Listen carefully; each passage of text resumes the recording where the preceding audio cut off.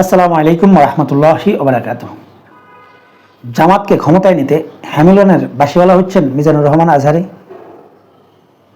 কথাটা কেন বললাম একটু বিশ্লেষণ করার চেষ্টা করি। 5 আগস্টের পর বাংলাদেশের রাজনীতিতে আসলে অনেকগুলো পরিবর্তন আসে। যেমন 5 আগস্টের পর বাংলাদেশের প্রত্যেকটা মানুষ মনে করেছিল যে আগামীতে বিএনপি ক্ষমতায় আসতে যাচ্ছে। এখন বিএনপি কত আসন নিয়ে ক্ষমতায় যাচ্ছে সেটাই প্রশ্ন ছিল।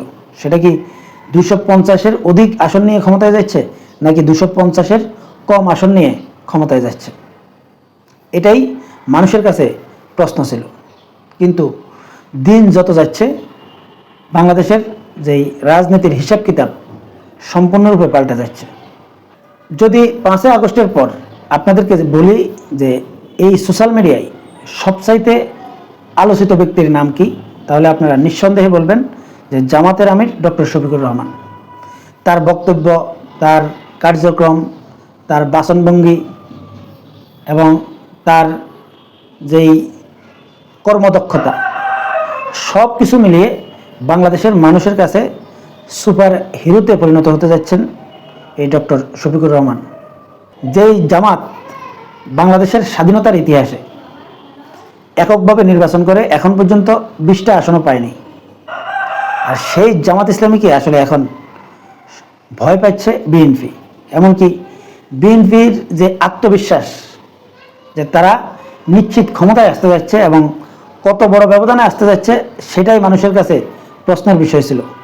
সেই বিএনপি এখন সম্পূর্ণরূপে হতাশ হয়ে গিয়েছেন যে আসলে হচ্ছেটা কি। এমতো অবস্থায় হঠাৎ করে মিজানুর রহমান আজহারি বাংলাদেশে আসে। তিনি একজন ইসলামিক স্কলার বা বাংলাদেশের একজন বক্তা বলতে পারেন। সে অবশ্যই বাংলাদেশে জনপ্রিয় বক্তাদের একজন ছিল। বিগত আওয়ামী লীগ সরকারের সময় তার বক্তব্যে নিষেধাজ্ঞা দেওয়া হয় বা তাকে বাংলাদেশে বক্তব্য রাখতে নিষেধ করে তৎকালীন আওয়ামী লীগ সরকার, এরকম শোনা যাচ্ছে। কিন্তু সত্য কি সেটা মিজানুর রহমান আজহারি জানেন এবং আল্লাহ তাআলা জানেন, আর আওয়ামী লীগ সরকার জানেন। কিন্তু প্রশ্ন হচ্ছে যে ব্যক্তি বাংলাদেশের সেরা ইসলামিক স্কলার ছিল বা জনপ্রিয় একজন বক্তা ছিল, কিন্তু মালয়েশিয়া থেকে এসে সর্বপ্রথম তিনি যে মাহফিলটা করেন সেই মাহফিলে কিন্তু লক্ষ লক্ষ মানুষ হয়। কিন্তু গত 2 দিন আগে যশোরে যেই মাহফিলটা হলো তার, এই মাহফিলটায় আসলে কিছু আশ্চর্যজনক ঘটনা ঘটে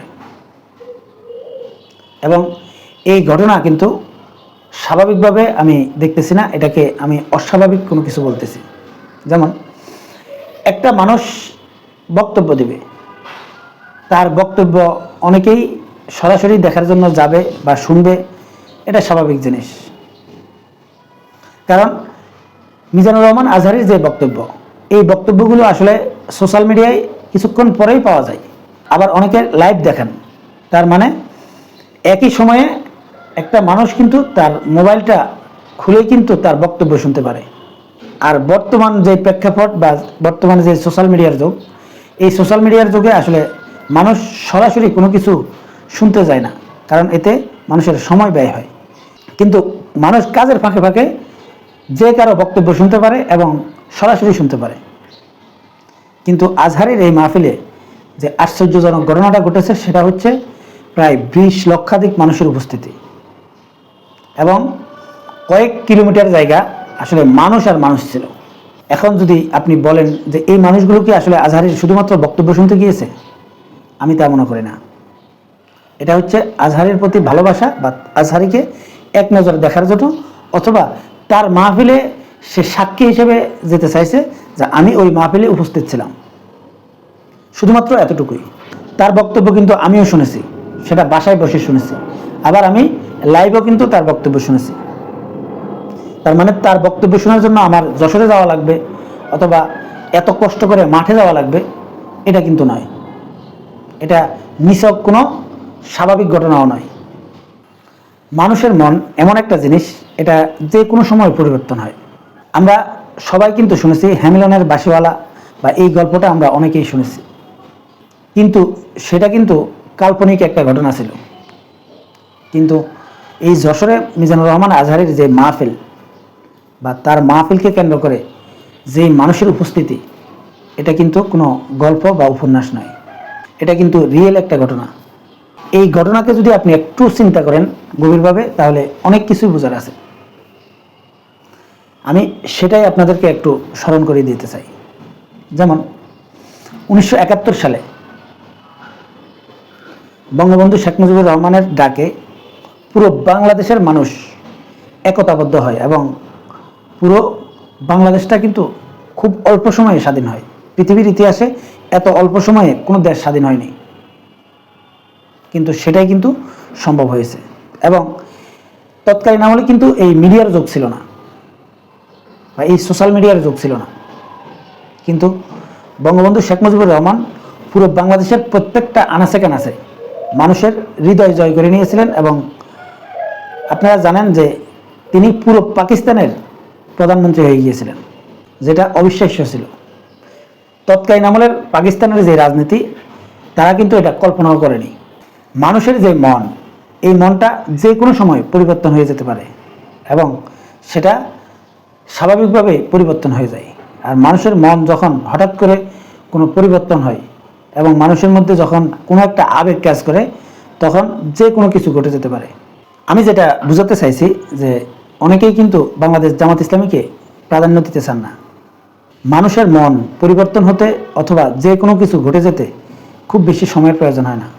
মানে 5ই আগস্টের আগের দিন 4ই আগস্ট আওয়ামী লীগের কোনো নেতাকর্মী এরকম কল্পনাও করেনি যে আওয়ামী লীগ সরকারের পতন এভাবে হয়ে যাবে।